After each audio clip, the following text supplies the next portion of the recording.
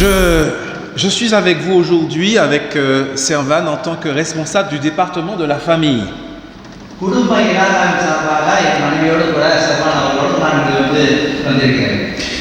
Et le thème sur lequel nous allons réfléchir ensemble aujourd'hui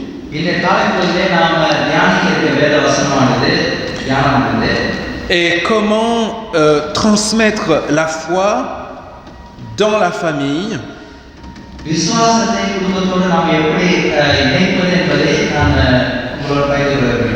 pour que la famille elle-même puisse être un instrument de témoignage.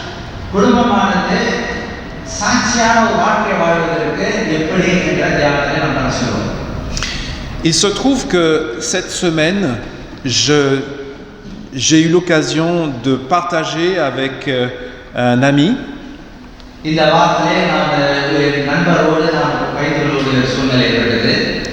qui était très ému alors qu'il parlait de son fils.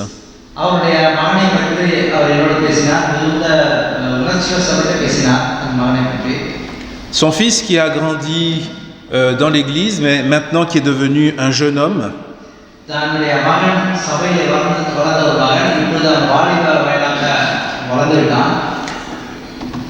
Et qui a décidé de faire ses propres choix qui ne vont pas forcément dans le sens de ce que Dieu demande.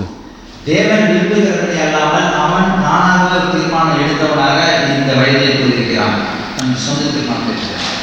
alors il disait qu'il ne se passe pas un jour et un instant sans qu'il ne pense à son fils.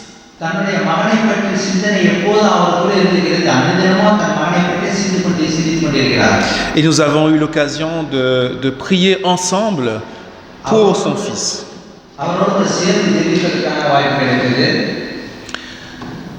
Transmettre la foi est un défi pour les parents chrétiens adventistes.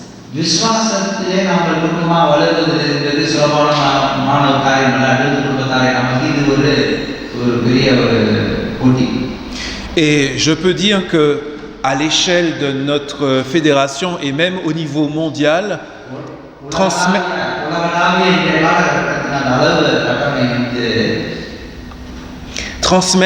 la foi est un problème pour notre Église.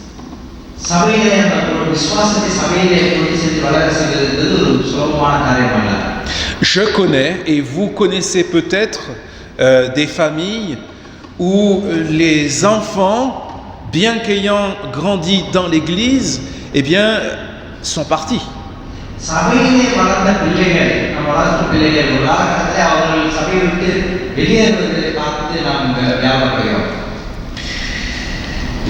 C'est un vrai problème d'aujourd'hui en 2023 et depuis des années.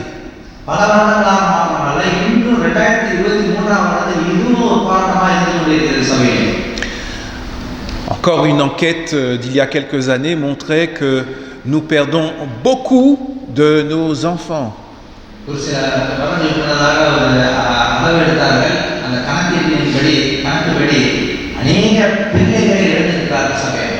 Alors ce thème, comment transmettre la foi au sein de la famille, est un thème très important.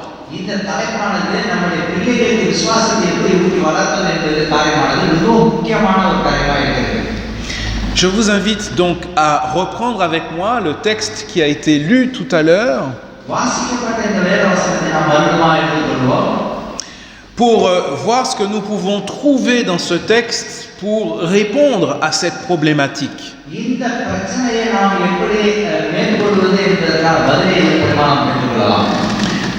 Deutéronome chapitre 6, versets 4 à 9.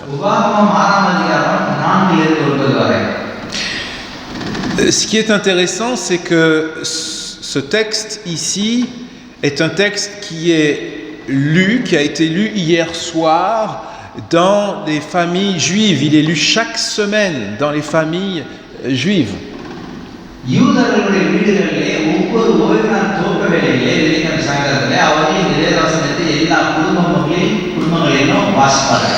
C'est donc un texte important pour la famille dans le judaïsme.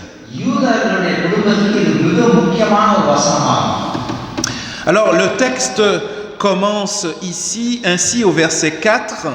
நான்காம் வசனம் இவ்விதமாக தொடங்குகிறது. Écoute Israël, le Seigneur notre Dieu, le Seigneur est un.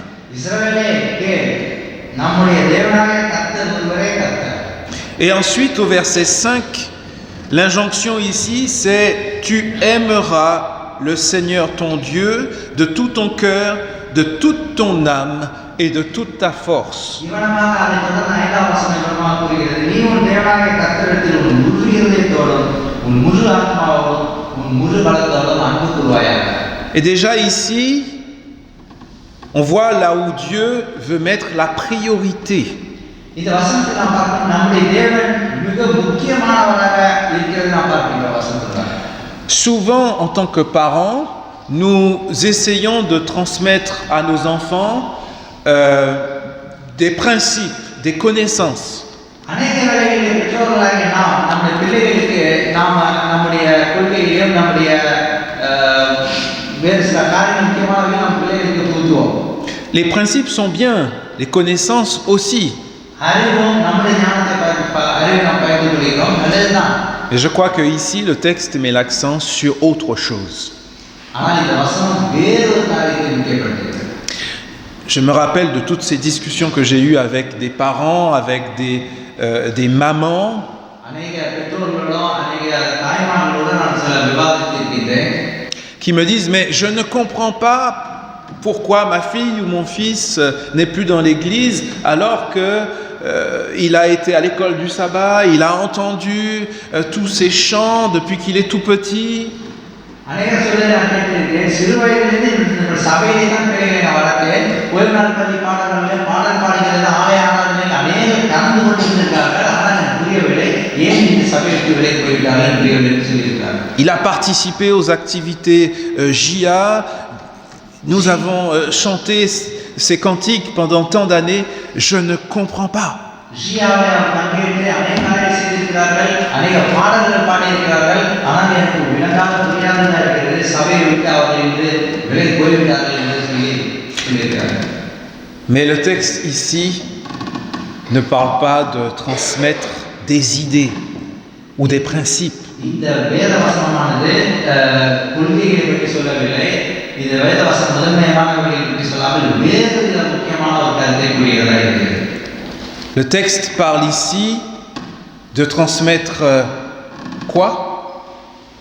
இந்த வேத வசனம் மற்றவர்கள் பிள்ளைகளோட பயணிகள் எதை முக்கியப்படுத்துது?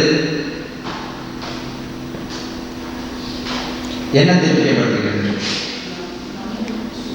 L'amour அன்பை முக்கியது. de Dieu. தேவனுடைய அன்பை முக்கியது. Tu aimeras le Seigneur ton Dieu de tout ton cœur, de toute ton âme et de toute ta force. Lorsque nous éduquons nos enfants dans la foi, voilà là où nous devons mettre la priorité. Au-delà de leur transmettre des connaissances sur la Bible,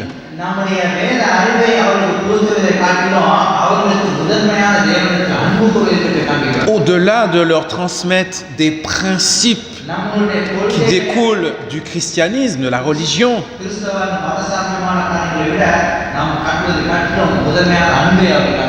ce que nous devons avant tout leur transmettre, c'est l'amour pour Dieu.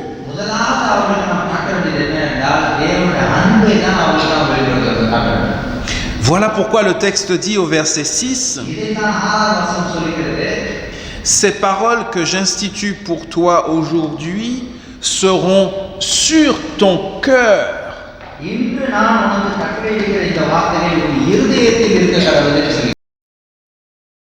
C'est là que tout commence. Et bien souvent, nous avons fait cette erreur en tant que parents de ne pas conduire nos enfants dans la rencontre vraiment avec Dieu. அந்த சந்திப்பை நாம் அவர்களுக்கு கொடுப்பதில்லை. De ne pas leur avoir montré quelqu'un. அவர்களுக்கு தேவனுடைய அந்த சந்திப்பை ஒருவரை நாம் சந்தித்த அந்த அந்த இணைப்பை பற்றி நாம் பிள்ளைகளுக்கு சொல்வதில்லை. Plutôt qu'un système de croyance. வேறு விதமாக நம்முடைய விசுவாசம் நம்முடைய நம்பிக்கை பற்றி வேறு விதமாக நாம் சொல்லுவது. Au verset 7, on trouve un verbe important. Le texte dit, tu les inculqueras. Alors, inculquer est un verbe important. Parce que inculquer ne signifie pas simplement transmettre.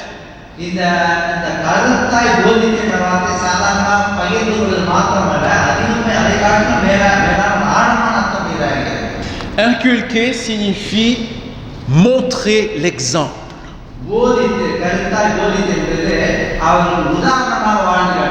Voilà ce que signifie inculquer. Donc ce n'est pas simplement quelque chose que l'on dit avec la bouche. C'est quelque chose que l'on montre, que l'on démontre. D'ailleurs, la suite du texte le dit.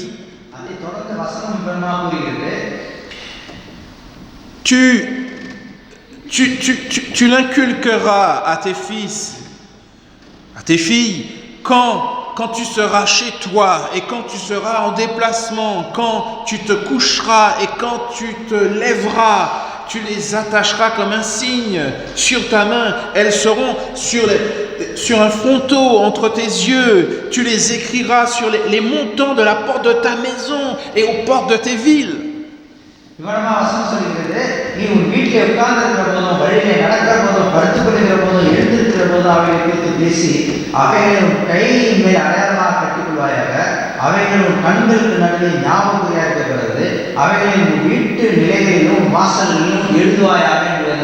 Alors donc je voudrais savoir, est-ce qu'il y a des passionnés de football ici dans la salle? Il y a des... Je ne sais pas, je pose la question parce que c'est très répandu. Alors, y a-t-il des passionnés de foot? On me fait signe par là. Alors, voilà un passionné de foot alors. Donc, Martino, c'est ça? Martino, décris-moi un passionné de foot. Comment on reconnaît un passionné de foot? Vas-y, je t'écoute.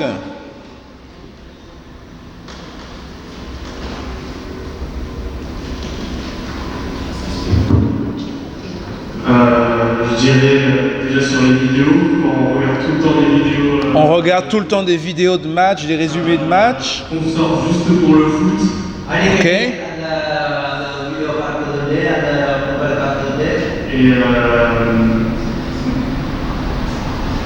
surtout, oui, s'intéresser, en gros, avoir, on va dire, un idole comme joueur de foot ou quoi que ce soit.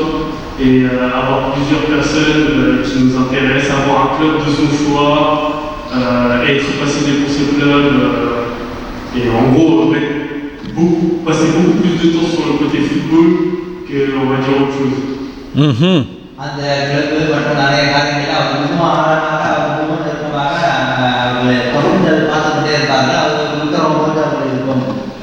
Merci Martino pour ton témoignage.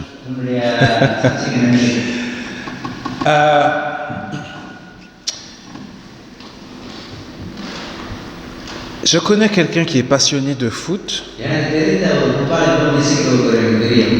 et sincèrement, il ne se passe pas une seule fois où on parle où il ne parle pas de foot.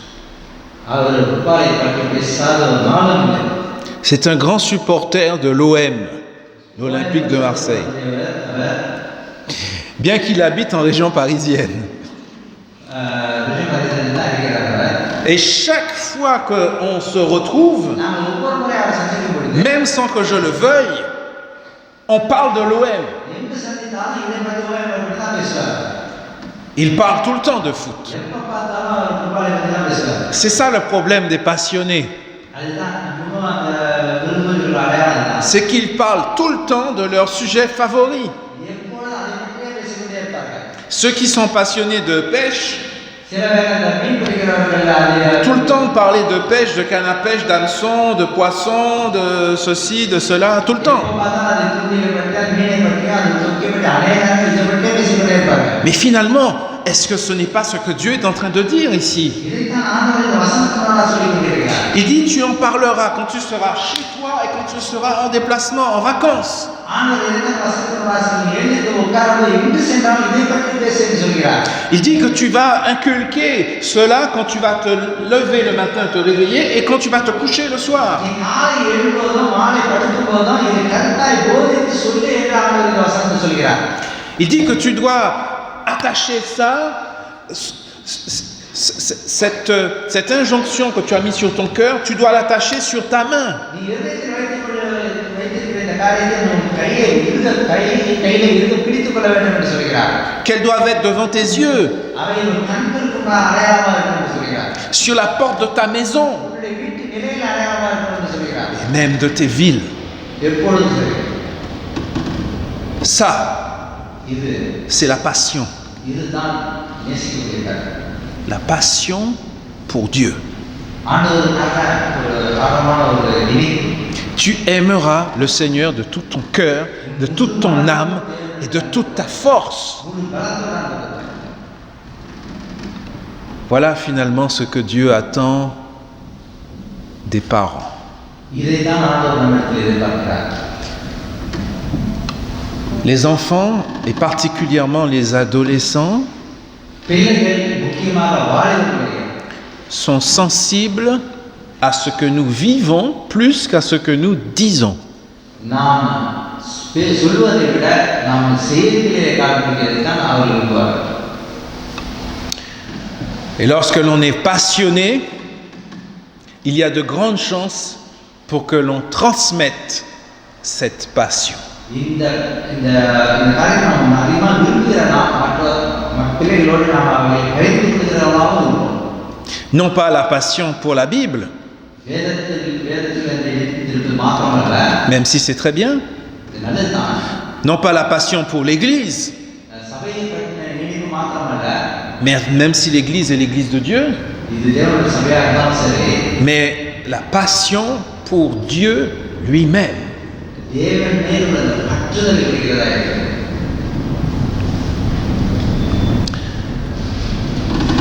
Alors bien sûr, vous me direz que même si nous sommes passionnés par Dieu, la transmission ne se fait pas toujours.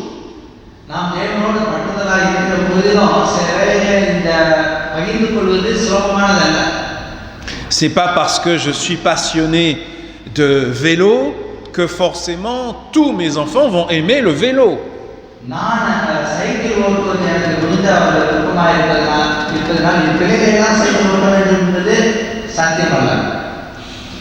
C'est vrai. Déjà, la meilleure chance de transmettre la passion est d'être passionné soi-même.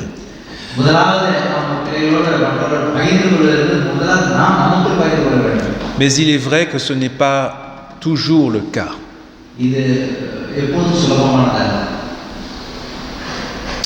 Je voudrais raconter ici l'histoire que m'a raconté un ami.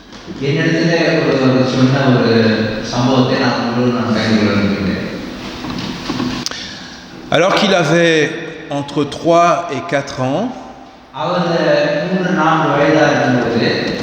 sa maman lui a offert un animal de compagnie. Mais ce n'était ni un chien, ni un chat, ni un hamster, ni un oiseau.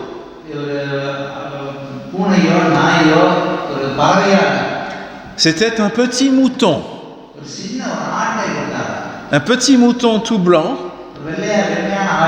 qu'il a appelé Blanche-Neige.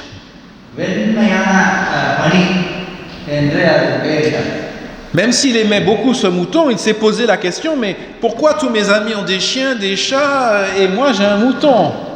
அந்த ஆட்டை ரொம்ப நேசித்திருக்கிற போதிலும் எனக்கு ஏன் ஆடு பூனை நாய் ஏன் ஆட்டை கொடுத்துருக்காரு கேட்குது மனதில் கேட்கலாம். Ensuite, sa maman a dépensé beaucoup d'argent pour acheter un projecteur de diapo. ஆனால் இந்த தாயார் வந்து பணம் போட்டு செலவு பண்ணி ஒரு ப்ரொஜெக்டர் அவருக்கு வாங்கி கொடுத்துருக்காரு. À l'époque, les projecteurs de diapo, ça coûtait cher. காலங்களிலே இந்த ப்ரொஜெக்டர் போடுறது என்பது வாங்குவது என்பது மிகவும் விலை அதிகம். D'ailleurs, c'était le seul projecteur de diapo de tout le village. அந்த கிராமம் முழுவதுக்கும் அது மாத்திரமே இருந்தது. Et elle passait des histoires de la Bible en diapo, des histoires de la Bible en diapo sur le mur de la maison.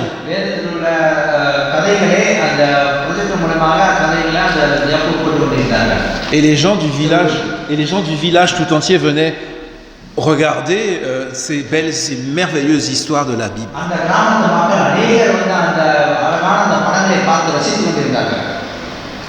Ensuite, sa maman a mis en place un système où il pouvait recevoir des sous, de l'argent, si il lisait la Bible, des livres de la Bible.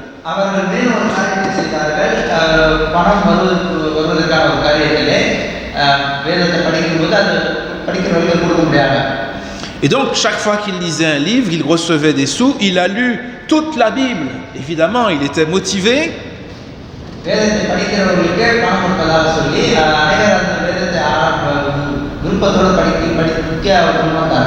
Et à l'âge de 12 ans, il avait déjà lu 3 fois la Bible.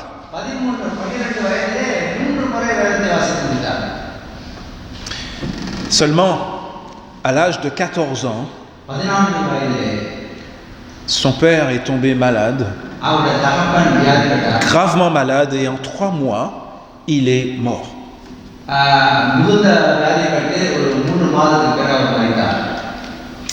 La disparition de son père a été un traumatisme.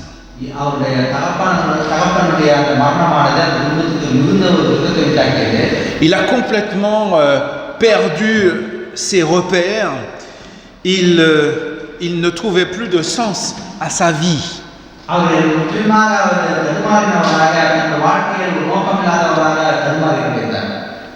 Il s'est mis en relation avec un groupe de copains qui étaient de mauvaise fréquentation.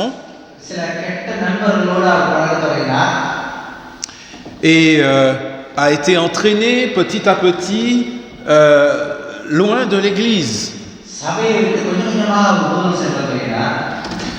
À l'âge de 17 ans, il touchait à la drogue, différents types de drogues.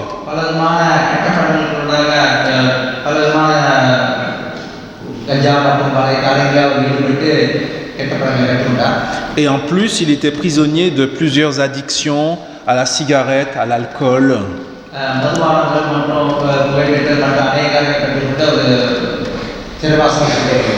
Il a intégré un groupe de rock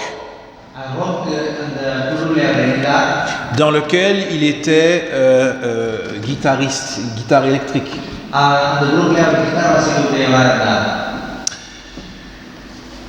Et il avait aussi des petites copines. L'alcool, le sexe, la drogue, etc. Mais à l'âge de 22 ans, eh bien, il a eu des problèmes de santé liés à ses addictions, à son style de vie.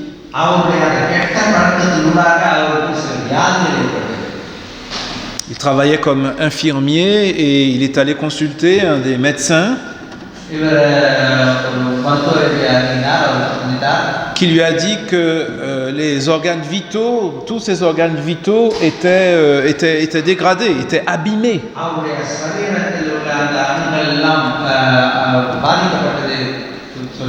Le cœur, les poumons, les reins.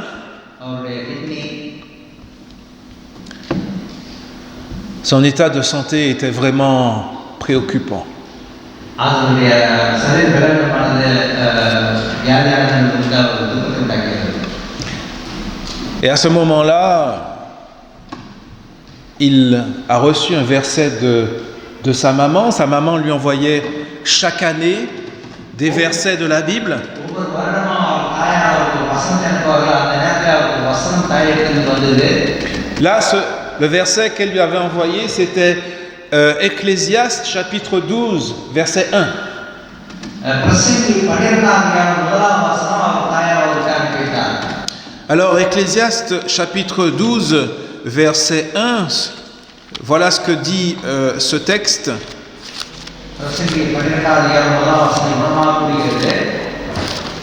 Le texte dit, jeune homme,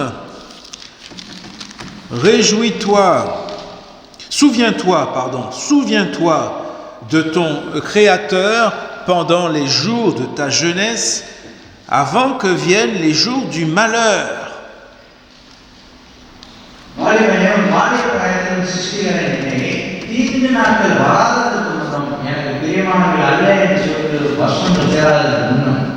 Voilà ce que disait le texte, mais il n'était plus depuis des années en relation avec sa maman.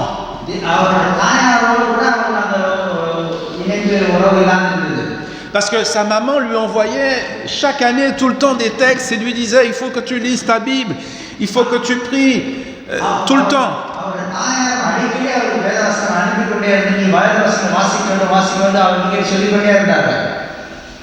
Et lui, il ne voulait pas aller dans cette direction. Il avait décidé de couper le lien avec la Bible, avec la religion, avec l'Église, avec tout ça.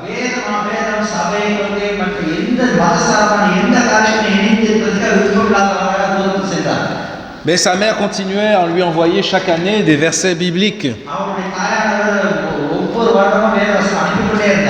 Il ne les regardait même plus.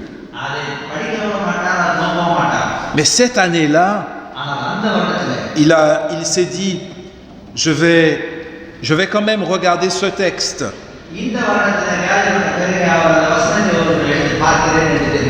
Et c'était donc Ecclésiaste 12, verset 1 que nous avons lu. Et tout d'un coup, il a pris conscience du désespoir dans lequel il était.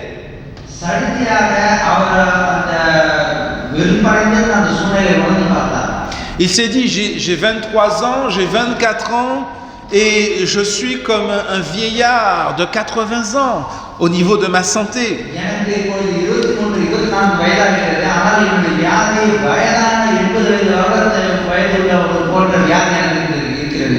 Ma vie est finie.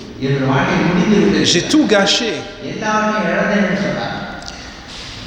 Et ce soir-là, il a décidé de prendre une grosse dose de drogue.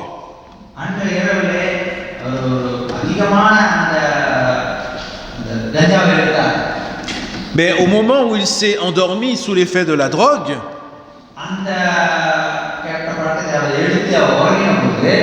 au lieu de partir dans un voyage, quand on prend de la drogue, un petit peu comme ça, il a eu à la place une vision où il a vu Jésus lui parler.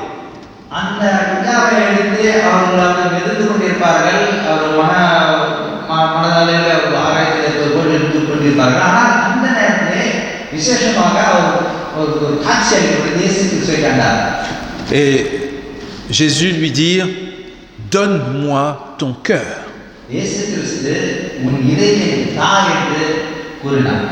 Et dans le rêve, il répond à Jésus, mais Seigneur, tu veux que je te donne mon cœur?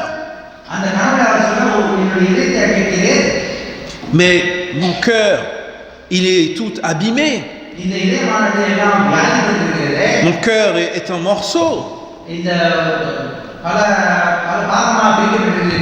Qu'est-ce que tu veux que je te donne? J'ai tout dégradé, j'ai tout abîmé. Et Jésus, pour la deuxième fois, lui dit, donne-moi ton cœur.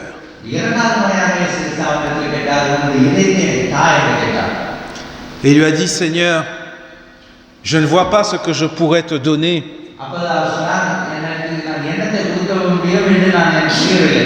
Parce que je bois, j'ai une addiction à l'alcool. நான் மதுபானத்துக்கு அடிமையாக இருக்கிறேன். Je fume, j'ai une addiction au tabac. நான் புகைப்பழக்கத்திலே நான் அடிமையாக இருக்கிறேன். Je prends de la drogue. நான் அநேக கெட்ட பழக்கங்களை விட Je ne suis plus au contrôle de ma vie, je ne contrôle plus rien. என்னுடைய வாழ்க்கையின் கட்டுப்பாடு இல்லாதவனாக நான் திரும்பி செல்கிறேன். Qu'est-ce que tu veux que je te donne? என்னத்தை நான் உனக்கு கொடுக்க முடியும்? Et pour la troisième fois, மூன்றாவது முறையாக Jésus lui a dit, donne-moi ton cœur. இயேசு மறுபடியும் மூன்றாவது முறையாக அவரிடத்தில் கேட்டார், உன் இதயத்தை தா என்று கேட்டார். Et dans sa vision, il n'a pas répondu, அந்த காட்சியிலே அவன் பதில் கொடுக்கவில்லை. mais il a fait un geste. ஆனால் ஒரு செய்தியை காட்டினான். Il a fait ce geste-là. இந்த விதமான செய்தியை அவன் காட்டினான். இப்படி காட்டினான். Prends. Je ne sais pas ce qu'il reste, mais ce qu'il reste, tiens, je te le donne. Et il s'est endormi. Le lendemain matin, lorsqu'il s'est réveillé, comme tous les jours, il a pris sa première cigarette alors qu'il était encore dans son lit.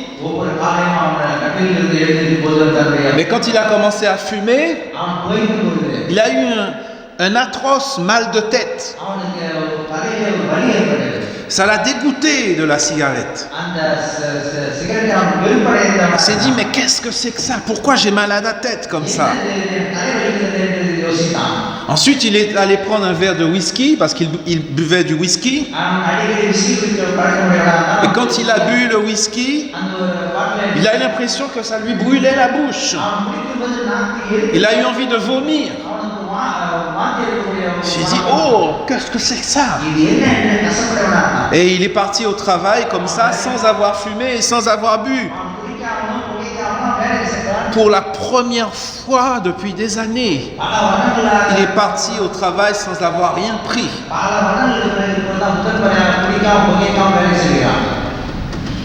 Un miracle. Ah, il était tellement heureux. Il a dit, Seigneur, tu as fait un miracle dans ma vie, je veux m'approcher de toi maintenant.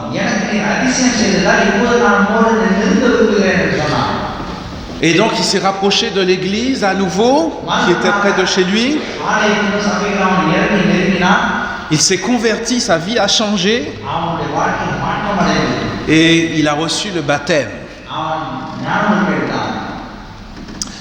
Alors, il a eu des vacances. Et il s'est dit, tiens, je vais aller rendre visite à ma mère. Il n'avait pas vu sa mère depuis des années. Sa mère vivait loin. Et quand il rencontre sa mère, il lui raconte sa conversion, il lui raconte son baptême.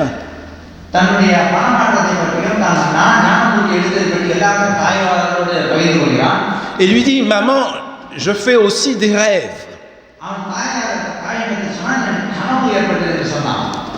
Dans mes rêves, je suis un pasteur,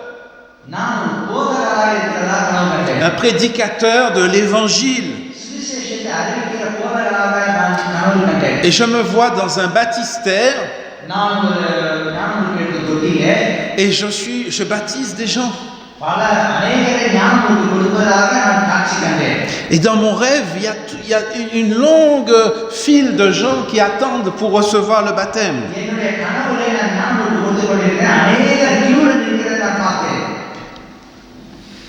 Quand il a dit ça, le visage de sa maman a changé. Les larmes ont commencé à couler sur ses joues. Elle l'a pris par la main.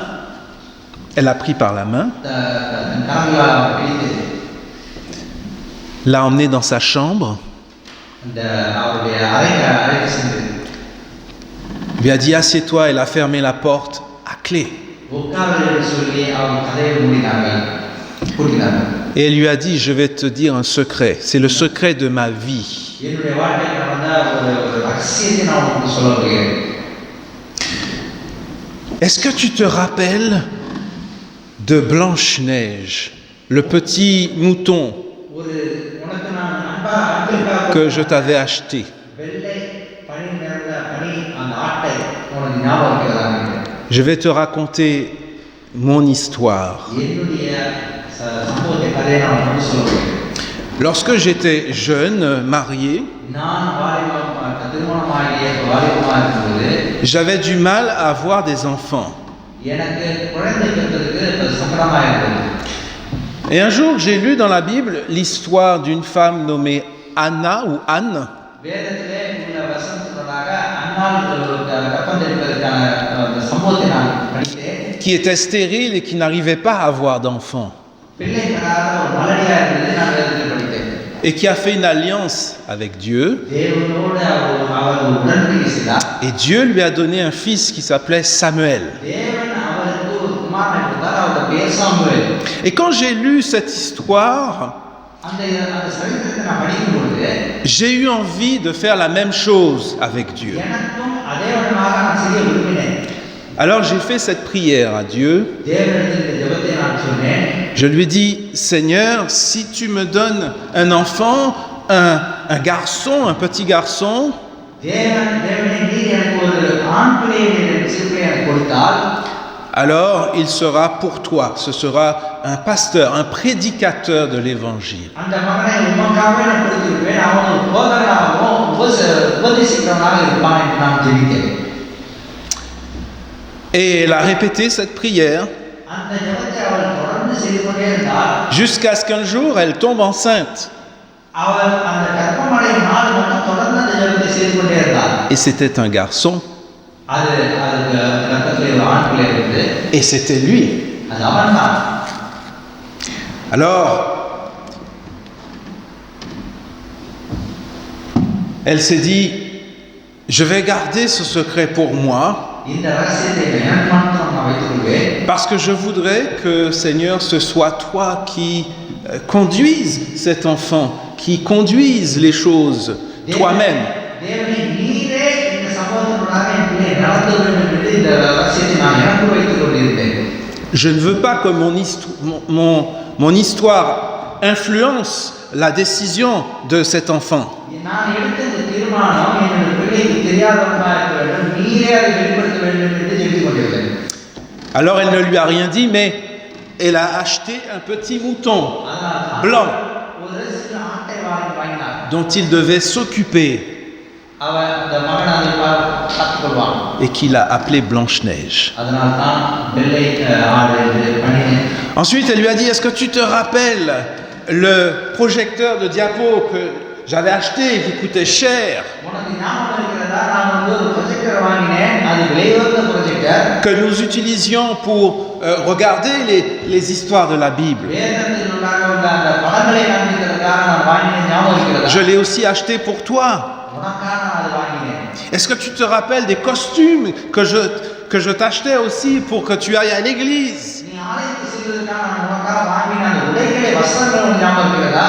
Est-ce que tu te rappelles lorsque tu devais lire la Bible et que je te donnais de l'argent pour que tu lises les livres de la Bible? நான் உனக்கு ஆசை கொடுத்து வேதத்தை படி என்று சொல்லி உனக்கு ஆசை வளர்த்தேனே, அது ஞாபகம் இருக்கிறதா?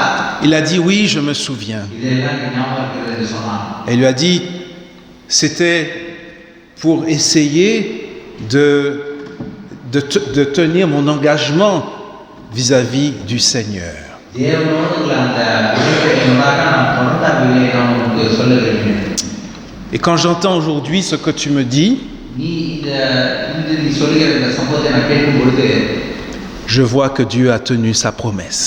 தேவன் தமது உடன்படிக்கையை காத்துக்கொண்டார். Eh bien, cet ami aujourd'hui est pasteur இந்த நாளிலே அந்த சகோதரன் dans cette fédération, ici, Fédération France Nord. Fédération France Nord போதகராக இருக்கிறார். Et si je raconte cette histoire, இந்த சம்பவத்தை நாம் உங்களோடு பகிர்ந்து கொள்கிறேன் என்றால் c'est pour dire que Dieu est capable de faire des choses extraordinaires. தேவன் மகத்துவமான காரியங்களை செய்ய வல்லவராக இருக்கிறார். Des choses même qui semblent impossibles. முடியாத காரியங்களாக கூட இருக்கலாம். Que lorsque l'on est parent, il faut qu'on se rappelle நாம் பெற்றோராக இருக்கும்போது ஒரு காரியத்தை நாம் நினைவு கொள்ள வேண்டும். que si nous faisons de Dieu notre partenaire தேவனோடாக நம்ம நிலைத்திருக்கும் பொழுது pour l'éducation de nos enfants, நம்முடைய பிள்ளைகளுக்கு போதகராக இருக்கும் பொழுது tu pourras toujours compter sur lui. தேவன் மேல் நம்பிக்கை நீ வைக்கக்கூடியவர்களாக இருக்கலாம். Que le Seigneur te fortifie.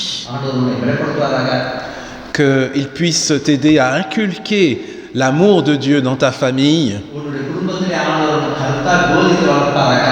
Pour que ta famille soit elle-même un témoignage உன்னுடைய குடும்பம் சாட்சியாக திகழ்வதாக. tout autour d'elle.